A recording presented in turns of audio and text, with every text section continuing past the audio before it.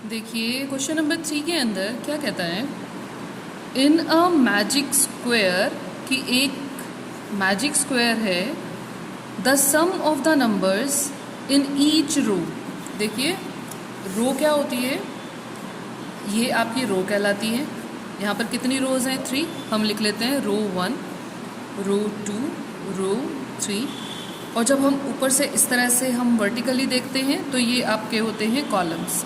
तो ये आपका हो गया कॉलम 1, कॉलम 2, कॉलम 3। और फर्दर क्या होता है, आपका डायगोनल होता है। डायगोनल क्या होता है, जो ये आपके नंबर्स हैं ये तीनों ये डायगोनल्स पर हैं, जब हम इन्हें इस तरह से टेढ़ा मिला देंगे। और इसी तरह से आपका दूसरा डायगोनल ये है, ये और ये इस तीनों बॉक्सेस जो हैं डायगोनल पर आएंगे।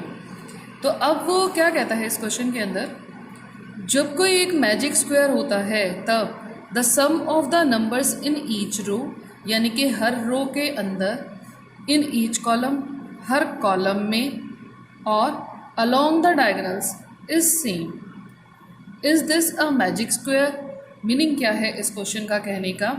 इस क्वेश्चन में कहता है कि जो आपके पास हर रो के अंदर नाम है, इनका सम, इन तीनों का सम अलग निकालेंगे, इसी तरह से हर कॉलम का अलग सम निकालेंगे, और जो डायगोनल्स पर आने वाले नंबर्स हैं उनका सम अलग से निकाल लेंगे। मैजिक स्क्वायर वो तब होगा अगर इन सब का सम निकाल करके सबका सेम आ गया, तो ये आपका मैजिक स्क्वायर होगा। चलो इसको हम फाइंड आउट कर लेते हैं। सम लिख देते हैं, सम ऑफ रो 1। पहली रो का निकाल लेते हैं, इन तीनों नंबर्स का क्या आ जाएगा, 4/11 प्लस 9/11 प्लस 2/11। अब आप ये देखिए, तीनों का जो डिनोमिनेटर है, नीचे जो नंबर है वो सब में सेम है, तो आपको इसे सॉल्व करने के लिए एलसीएम लेने की ज़रूरत नहीं पड़ती। आप इसे डायरेक्टली भी सॉल्व कर सकते हैं।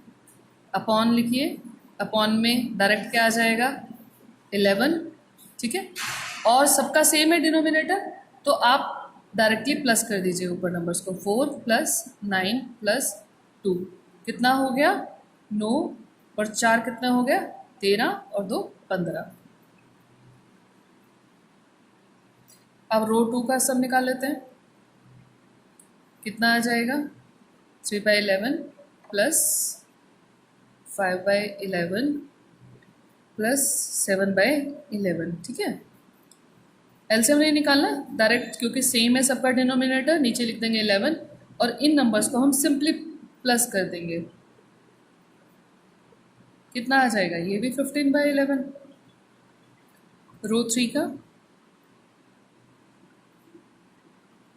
8/11 प्लस 1/11 प्लस 6/11, ठीक है। 11 और ऊपर वाले सारे नंबर्स हमने फिर से प्लस कर दिए, तो कितना आ गया, 8 और 9 और 6 15, अगेन 15/11। इसी तरीके से अब हम सारे कॉलम्स का भी सम निकाल लेते हैं इसके अंदर। तो कॉलम 1 का आ जाएगा, अब आपने इस तरह से नंबर प्लस करने हैं कॉलम में, ये तीनों नंबर्स, कॉलम 2 में ये तीनों, और कॉलम 3 में इस तरह से नंबर्स प्लस करने हैं। कॉलम में हम इन तीनों नंबर्स को प्लस कर लेंगे सेम, एलसीएम निकालने की ज़रूरत नहीं है, डायरेक्ट 11 लिखेंगे और ऊपर वाले नंबर्स को हम प्लस कर लेंगे, ठीक है। कितना आ जाएगा, अगेन 15/11। इसी तरीके से आपने बाकी दोनों कॉलम्स का भी सम निकाल लेना है। तो देखिए हमने तीनों कॉलम्स का सम निकाल लिया है, तो सबका आंसर कितना आ गया, 15/11 सबका। अब हमारे डायगोनल्स हो रहे हैं, डायगोनल्स को ध्यान से देखते हैं कि डायगोनल्स को कैसे करना है। तो डायगोनल 1 का सम, डायगोनल हो गए आपके, जब आप इस तरह से क्रॉस करेंगे तो कौन से नंबर्स आएंगे आपके, 4/11, 5/11 और 6/11। तो ये आपका डायगोनल के क्रॉस नंबर्स आ गए, इन्हें प्लस कर लेते हैं। 4/11 प्लस 5/11 प्लस 6/11। एलसीएम लेने की ज़रूरत नहीं है क्योंकि तीनों के डिनोमिनेटर सेम है, एक ही बार 11 लिखेंगे और डायरेक्टली ऊपर वाले नंबर्स को प्लस कर देंगे। आपका 15/11, और इसी तरह से आपने दूसरे डायगोनल का भी सम निकाल लेना है, डायगोनल 2। अब डायगोनल 2 कौन सा है आपका, ये आपका ये दूसरा डायगोनल है। तो जो नंबर्स आ रहे हैं इसके अक्रॉस 8/11, 5/11 और 2/11, इनका सम कर लेते हैं हम। डायगोनल 2 इक्वल्स टू 8/11 प्लस 5/11 और तीसरा हमारा है 2/11। ठीक है, कर लिया, इनका सम निकाल लेते हैं। 11 आ गया, 8 प्लस 5 प्लस 2 कितना हो गया हमारा 15/11। तो यहाँ पर देखिए सारी रोज का सम, सारे कॉलम्स का सम और हमारे डायगोनल्स का सम सेम आया। तो लास्ट में लिख देंगे सो या फिर hence it is a magic square.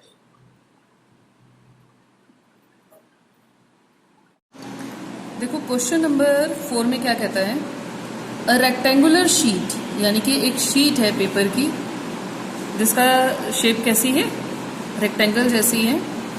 और क्या कहता है, इस 12 1/2 सेंटीमीटर लॉन्ग, यानी कि ये जो लंबाई है इसकी लेंथ है, लेंथ कितनी है 12 1/2 सेंटीमीटर एंड 10 2/3 सेंटीमीटर वाइड, यानी कि जो इसकी चौड़ाई या हमारी ब्रेड्थ है इसकी वो कितनी है 10 2/3 सेंटीमीटर। फाइंड इट्स पेरीमीटर, आपको क्या निकालना है, इसका पेरीमीटर निकालना है। पेरीमीटर होता क्या है, जो इसकी बाउंड्री है उसकी लेंथ कितनी है कि ये टोटल कितनी लंबी है, वो उसका क्या कहलाता है पेरीमीटर, वो आपने निकालना है। ठीक है, अब आप इसको दो तरीके से कर सकते हैं। जैसे आपके पास ये लेंथ है तो ये भी साइड आपकी क्या होगी, ये भी एल ही है, ये कितनी होगी 12 1/2 सेंटीमीटर। ये ब्रेड्थ है, ये साइड सेम होती है रेक्टेंगल में, तो ये भी आपकी कितनी होगी 10 2/3 सेंटीमीटर। मुझे पूरी लेंथ निकालनी है तो चारों को क्या कर देंगे, सिंपल प्लस कर देंगे, आंसर आ जाएगा, वो आपका क्या निकल आएगा पेरीमीटर। अदरवाइज रेक्टेंगल के पेरीमीटर निकालने का फॉर्मूला भी होता है, उससे हम इसका डायरेक्टली वैल्यूज पुट करके पेरीमीटर निकाल सकते हैं। तो उसी तरीके से करते हैं फॉर्मूले से। तो अब यहाँ पे लिख लेंगे हम कि लेंथ कितनी है L 12 1/2 सेंटीमीटर और विड्थ कितनी है 10 2/3 सेंटीमीटर। अब इसके बाद हम क्या निकाल लेते हैं, इसका पेरीमीटर। पेरीमीटर ऑफ रेक्टेंगल, तो क्या फॉर्मूला होता है उसका, वो होता है 2 into L plus B, length plus breadth. Values put कर लेते हैं, 2 एज इट इज रहेगा, ब्रैकेट स्टार्ट, L की जगह क्या आ जाएगा हमारा 12 1/2 प्लस ब्रेड्थ की जगह क्या आ जाएगा 10 2/3 सेंटीमीटर, साथ में लिख लीजिएगा पीछे। अब आपको ये सॉल्व करना है तो आपको पहले क्या करनी पड़ेगी, ब्रैकेट सॉल्व करनी होगी। ब्रैकेट के अंदर जो दोनों फ्रैक्शंस है वो मिक्स्ड फ्रैक्शंस है। पहले आपको इन फ्रैक्शंस को सॉल्व करना होगा। कैसे सॉल्व करेंगे, इन्हें हम रफ में सॉल्व कर लेते हैं। 12 1/2, आपने इन दोनों नंबर्स को मल्टीप्लाई करना है, कितना आ जाएगा 12 2 24 और 24 में जो ऊपर नंबर है उसे प्लस करना होता है 1, अपॉन में यही नंबर लिखिए, कितना आ गया 25/2।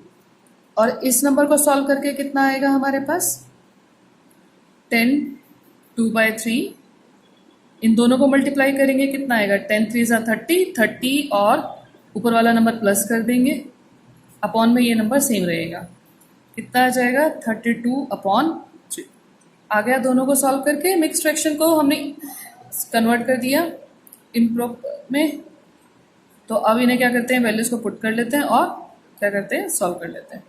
तो कितना आ गया 2 मल्टीप्लाइड बाय, आपके पास है इसकी जगह आएगा 25/2 प्लस आपके पास आ गया ये इम्प्रॉपर फ्रैक्शन 32/3 सेंटीमीटर।